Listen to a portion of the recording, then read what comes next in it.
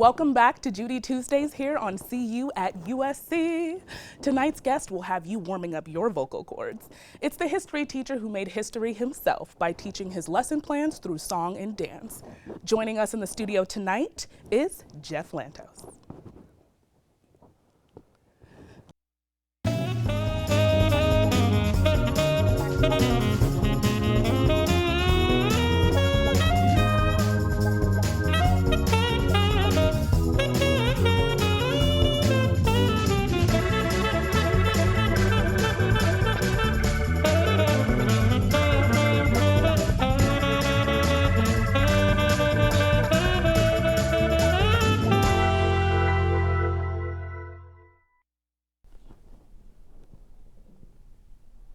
Welcome back to Judy Tuesdays.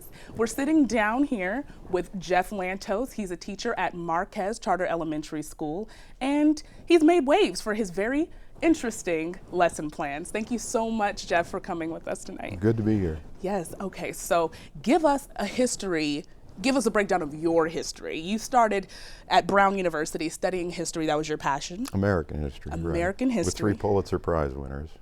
Wow. Gordon Wood, James Patterson, and John Thomas. These were your professors at Brown? Right. Okay, and you also studied at the American Film Institute? Yes, after Brown. Okay. And also Lehman Engel's BMI Musical Theater Workshop in New York City. Wow. So it's pretty clear that your history and theater backgrounds have merged. They have, they have. I found the perfect job for it. That's amazing. So what inspired you to start teaching history in the way that you did? So you're actually a general teacher. So in elementary school, you teach many different subjects, but with history, you teach through song and dance and you create plays. I do. I've always felt that music is the most underutilized teaching tool.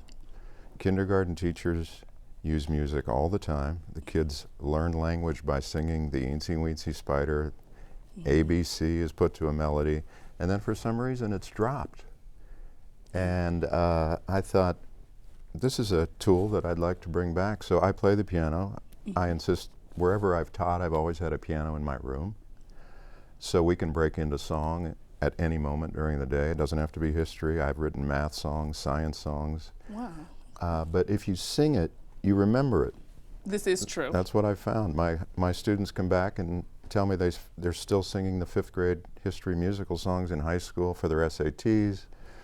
One kid just graduated from Berkeley with a physics degree. I just had dinner with him and he told me he was singing a song called In My Noggin, which I wrote for a musical about the Industrial Revolution.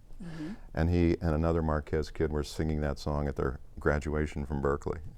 Wow. So you don't forget music. It's a great way to imprint knowledge. You absorb it and you retain it if you sing it. And you've seen some of your kids go off to really amazing universities. So you stopped full-time with Marquez last June, but you were there for a 23-year stretch.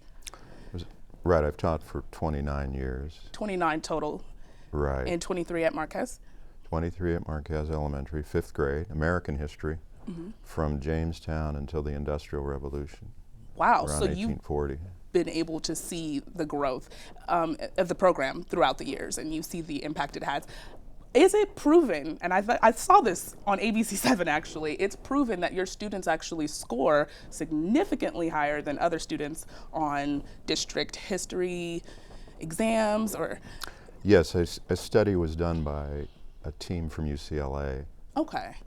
And what was most notable, at least according to the professors who did the study, was how much information the kids retained after a summer and then starting 6th grade at various middle schools, because usually, at least statistically, you don't remember that much over the summer. The summer break sort of yes, that is very true. kills whatever you've learned the year before. But my kids, of course, they continue. Remembered and outscored their peers from schools with a similar demographic. Interesting. Statistically astounding, actually, was the phrase the professor used from UCLA. Statistically astounding. So right. It is true, a lot of students don't tend to retain some of the information that they learn, especially in history. I actually did not know that today, April 18th, was the anniversary of Paul Revere's ride. That is correct. It's also the day they run the Boston Marathon, which is why they run it today. Oh. It's Patriots' Day in Massachusetts. See? Listen, my children, and you shall hear of the midnight ride of Paul Revere on the 18th of April in 75. That's how the poem starts. Oh, okay. It was written 86 years after the ride by Henry Longfellow. Henry Longfellow. Quite a story behind that I do poem. remember that name. So if the results are statistically astounding, then why have you been met with so much opposition with this music in this program? Because I'm a disruptor. Disruptors make enemies. Yes. I'm disrupting the traditional teaching model, and there is a feeling that we have to maintain the status quo, we have to buy district material, we have to teach to the test, and and we have to put kids in front of computers all day. I'm thumbing my nose at all of those teaching strategies and saying I have a better way, and other people are dubious.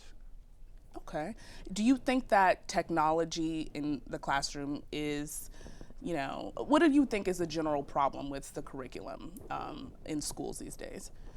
I know that a lot of kids now have access to iPads in classrooms, but it seems that they want to cut back on music programs or, music being used in, innovative ways in the classroom, despite it actually helping students retain what they're learning. The arts have been eviscerated, as you know, from public education, and that's all because of the move to teach to the test. No Child Left Behind is a disaster, in my opinion, for public education.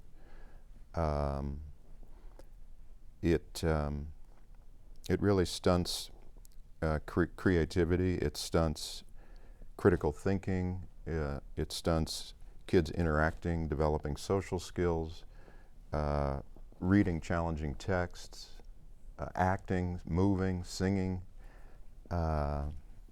It's all wrong. And there's a better way. There's a better way. I think piano playing should be part of teacher training.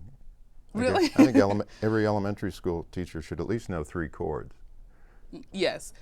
Do some of the students at the school, are they a little jealous? Do all 5th grade students end up having you for history, or how does the school system work? Here's the great thing about it. For 23 years, I ended up with colleagues, 2, sometimes 3, all of whom bought into my program. So they all wanted to do the historical musicals. So that means 100 or 120 5th graders were all participating in a performing history program. They were acting out history. They were acting out the Constitution. They were acting out the Lewis and Clark adventure, the expedition. They were acting out the Industrial Revolution and the cotton mills of Lowell, Massachusetts, where we had the first labor movement and women spoke out in public for the first time and demanded a 10-hour workday. I mean, the kids are living these parts and singing them and dancing them and debating them. And it's real collaborative learning, it's cooperative learning, and it's interactive learning. You hear a lot of these tech companies say, looking at a computer screen is interactive learning. No, it isn't.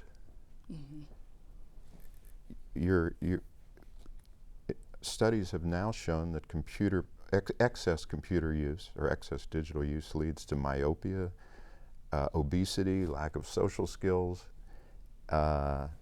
It's a kind of hypnotic drug once you park. You know how hard it is to pull away from the computer once you're on it. Or my phone, yeah. Right. For sure. Kids don't want to go to recess. Yeah, they're staring at a screen. So I said, get those out of here. And I asked my kids one day, would you rather a piano in the room, or would you all like to have iPads? And they all voted. Everybody said they'd prefer a piano. Oh, wow. Because we start the day with singing, 20 minutes of singing every day. Not just my songs, but standards, Gershwin, Berlin, Cole Porter, Noel Coward, Duke Ellington. So the kids learn the Great American Songbook, or in Noel Coward's case, the Great British Songbook. And they all say it just fills them with a sense of joy. So they can't wait to get to school. What does a typical class day look like in Mr. Lantos' class? Well, we start off with music, and there's a connection between music and math. Oh. Well, see, I see how there's a connection in piano. Well, sort of. You count the keys. Eighths, ninths, I'm a yeah, beginner with piano. If you start with music, first of all, the kids love walking in the door. They're moving right away. They're interacting. Singing gives you a sense of joy. And then, you're ready to do your times tables or whatever kind of math lesson that I have in store. But my feeling is whenever you can incorporate the arts into a traditional teaching day, you're doing something good for the kids. And it's not just the creative, it's graphic arts, visual arts, performing arts, music. And so the day is just, I try to incorporate that as much as possible. So the kids are either drawing, dancing, singing, collaborating, writing their own plays, writing parodies of my plays. They all write their own graduation song using a tune that I wrote, so they put their own words to it. Oh, so it's like their 5th grade graduation song? Right. That's amazing. And later on in the show, we're actually going to listen to a little sample of some of the, you guys have put together an album, like a sort of album. My greatest hits, yes. Oh, greatest hits. By the way, the music on these is written by my piano teacher, Bill Augustine. Bill Augustine, okay. Who's a jazz pianist and also my longtime piano teacher. So in 1995, I came to Bill and said, hey, do you want to try to write a musical that we can put on in the classroom? So that's how it started. And you've written several musicals. 6 historical musicals. Okay, right. and which would you say is your most successful musical? Well, Water and Power went to Broadway as part of the New York Musical Theater Festival. So we did that at the Duke Theater on 42nd Street. I took all my 5th, 6th graders to New York for a weekend. Oh, wow. And how was this? Was this funded through the elementary school? No, we had to raise money. Wow, okay. It's part of the Festival of New American Musicals. It's put on every year in New York. And there's also a reciprocal festival in LA. So we've been part of the LA Festival for 10 years. Yeah. And then New York called up and said, hey, what do you have that's interesting? So the producers at the LA Festival said, hey, you got to try this kids musical. You'll love it. So the kids went to New York and did Water and Power. So I'm kind of in, a little bit of a state of envy here. I wish I had a teacher that would have me in the class travel all the way to New York to see one of his plays on Broadway. I mean, that's just amazing. And then to start the class off with song and piano. That's actually really amazing. I understand a lot of our viewers are probably wishing that we had Mr. Lantos as a teacher as well. And it's actually one of your students' parents quoted, "You'll never find another teacher like Mr. Lantos," and then it's all downhill from here. They actually were quoted saying that. And how do you feel about the positive reaction that you've gotten from a lot of your students' parents? I can't tell you the number of times a parent has come up to me after one of our performances and said, why aren't these shows being done in every school in America? This is the perfect way to teach history, which is exactly what Barack Obama said after watching Hamilton on Broadway. So why isn't history taught like this? So I wrote a letter to the White House and I said, it is. You should come out here and see one of our shows. I actually got a call from the White House saying, thanks for your letter, he's busy. But here's the problem. A school district as big as LA Unified has no institutional memory. So when I go, the program goes, unless I come back like I am and I'm doing it part-time this year with 2 of my colleagues.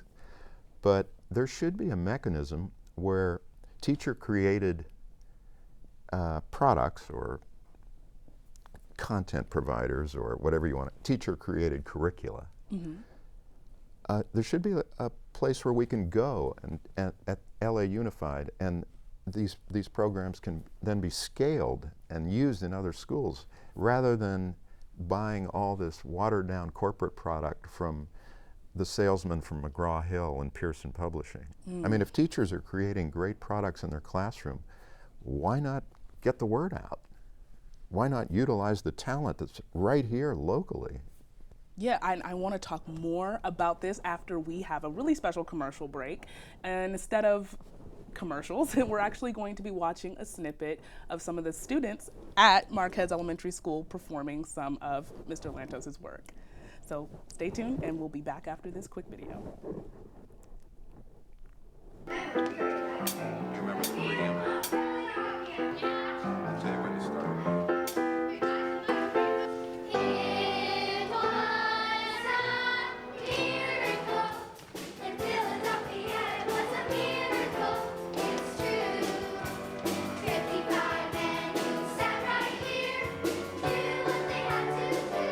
Miracle in Philadelphia is about the writing of the Constitution.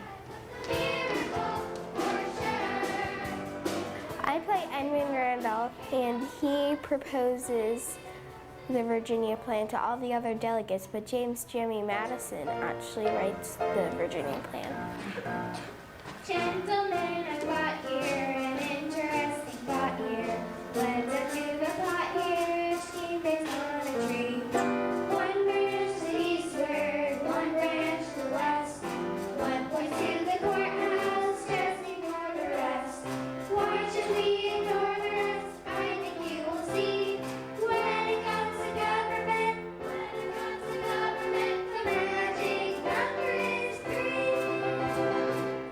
The Virginia plan is 3 branches of government, with each branch balancing out the other 2.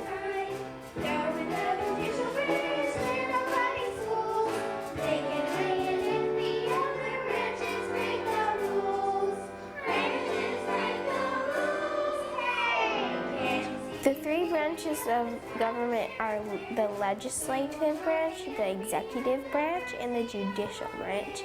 And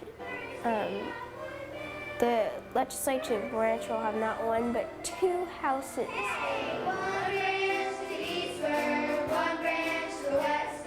1 point to the courthouse, just ignore the rest. Only what you want to, but it just seems to be. When it comes to government, the magic number is 1, 2, 3. None don't stress, un, don't swap, yes, don't step. Each peachy pooch, the magic number. It's easier to remember history when you're singing and dancing it. We the people, United States, in order to form a more perfect union, establish justice, ensure domestic tranquility, provide for the common defense, promote the general welfare, and secure the blessings of liberty to ourselves and our posterity. Do ordain and establish this Constitution, United States of America. 1, 2, 3, 4. Philadelphia, woo! Philadelphia, where the USA was born.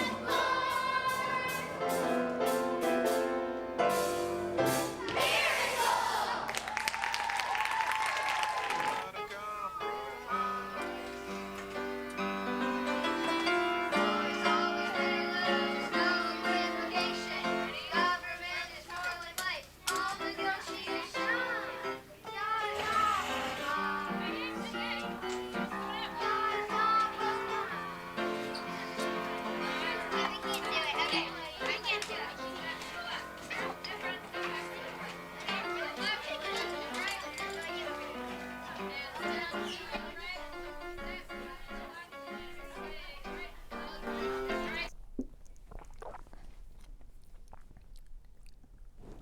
Welcome back, guys. I hope you guys enjoyed that clip of Mr. Lantos' students as much as I did. I love that wig. How do you really quickly, how do you hand select? Do you hand select the costumes that they wear? No, the kids make them all.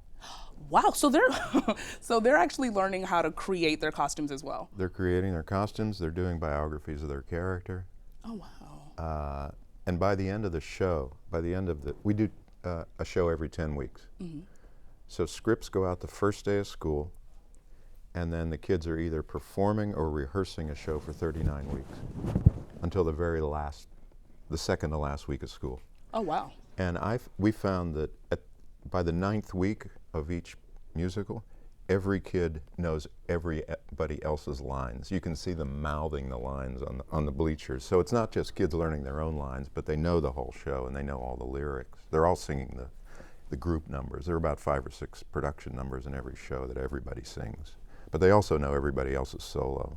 Oh, that's fascinating. Honestly, that's just so so basically the curriculum that you kind of curate for these students. We were before the break. We were discussing, maybe I guess localizing some of the curriculum that we're teaching. Scaling it. Yeah, scaling it to what you're doing here at Marquez is something that we honestly like. What do you think? Okay, I'm looking at your book here, and this is something that you created. Is this something that students have actually learned from? Like, this is something that you've published? Right, Scholastic published it. Okay. And the experience that your students are getting out of your teaching and knowing basically the curriculum the way that you do, what do you suggest for, I guess, schools, public school systems like countrywide? I would definitely suggest putting a piano in every elementary school classroom. Mm-hmm. I would get digital devices out of every elementary school classroom and put them in a lab. In a lab, okay. Now, some people argue that, emerging technology, it's really important for kids to learn tech, but it seems to actually kind of contradict itself when we look at some of the studies and see that kids are learning hands-on without technology, are retaining more information. So that's pretty interesting. Here's my feeling about one of my thoughts about technology. The kids know more than I do already. 10-year-olds know more about technology than I do. So why would you put me in a position of teaching them technology? They can teach me. Why not use me for what I can deliver to them that they don't already know? And have some geek in a computer lab teach them about the digital technology where they would actually learn something from somebody who knows more than they do. But don't put me in a position where I'm teaching something I'm not comfortable with. Let me do what I'm good at. And speaking of what you're good at, in addition to teaching, you're working on publishing a book right now and a couple of other projects. So fill us in on that. The book is called Why Longfellow Lied. Lied might be a harsh word. Poetic license would be another way to say it. Longfellow's poem about Revere that we just mentioned earlier, being the anniversary, is filled with historical inaccuracies. Okay. And unfortunately, most kids know the poem and don't know the history. The poem was such a huge hit. Longfellow was the most famous poet in the world. All you had to do was write Henry Longfellow, poet, and the mail would be delivered to his house. That's how famous he was. He would sell 10,000 copies of a poem on the first day of publication. So people read his poem and took that as the fact. But what really was going on is Longfellow was a closet abolitionist. A very gentle, soft-spoken, non-confrontational person who in his free time was donating all kinds of money to anti-slavery societies and helping people who were teaching escaped slaves to read and write. And what did Longfellow lie about? He lied about the facts of Revere's ride. For instance, he had Paul Revere actually riding into Concord, which was not true. He was arrested before he got to Concord. But in the poem, Revere has him. It was actually Dr. Prescott. There were 3 riders out that night, 2 you probably haven't heard of because Longfellow didn't write a poem about those 2, William Dawes and Dr. Samuel Prescott. Revere was famous because he took the name because it was an easy rhyme, and he put in all kinds of historical inaccuracies because he wanted to write a great man poem. He wanted to write a poem about a lone American hero, which Hollywood has used the same formula. The John Wayne, the Gary Cooper coming into a town and confronting the bad guys. That was the great man theory of poetry and of drama. And that's what Longfellow did. He cut out all the secondary characters. He kept Revere in the spotlight throughout the whole poem. He had him do everything himself, when in fact Revere had all kinds of help. And there were 30 other writers out that night. but we only know Revere. But what Longfellow was doing is he was really writing a abolitionist poem. This was a battle cry for the North, this poem. This was really Longfellow's hidden agenda, which justifies his lying because it served a greater cause. Yeah. Okay. Okay, so we've got, is this at all, this is actually one of the maps, and I would love to show you guys. This is fantastic. This is actually one of the maps that Jeff created himself. So I guess my first question is, how in the world do you create a map? And does this kind of relate back to Paul Revere's ride, or is the Battle of Saratoga? This one is Paul Revere's ride. Oh, perfect. Paul Revere's Midnight Ride. Okay. And there's the route. And this is the actual route. 18 miles. Well, he was supposed to go 18 miles, but he got arrested. He only went 15. Was he speeding? There were British patrols on the road out to nab these alarm riders, because the British had spies. They knew the Americans were going to be sending couriers to Concord to warn the Patriots that the regulars were coming. They called them regulars, the British soldiers.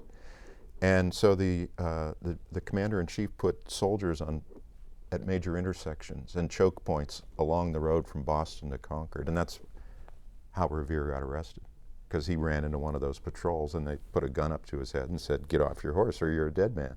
Oh, wow. Luckily he wasn't armed, or his night might have ended differently.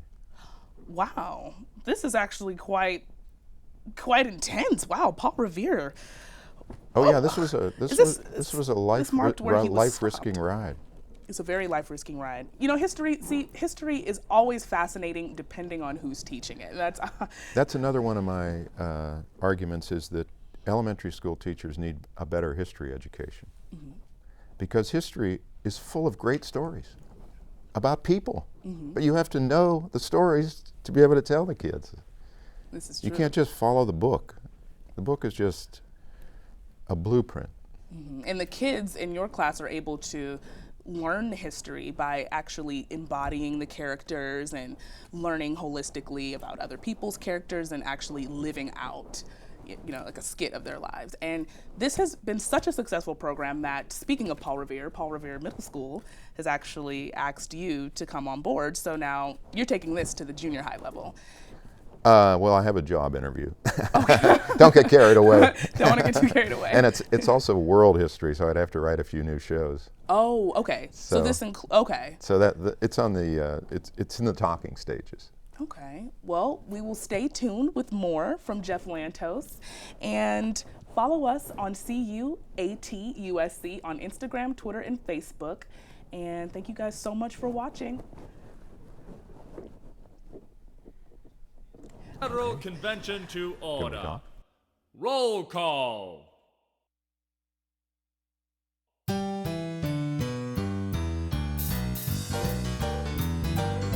We got Virginia here and Massachusetts there.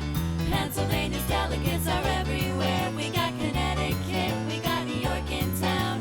Someone said New Hampshire sending people down. Georgia and Delaware are in the hall. Maryland's ready to answer the call. Hey, New Jersey, how do you do? Came across the Delaware by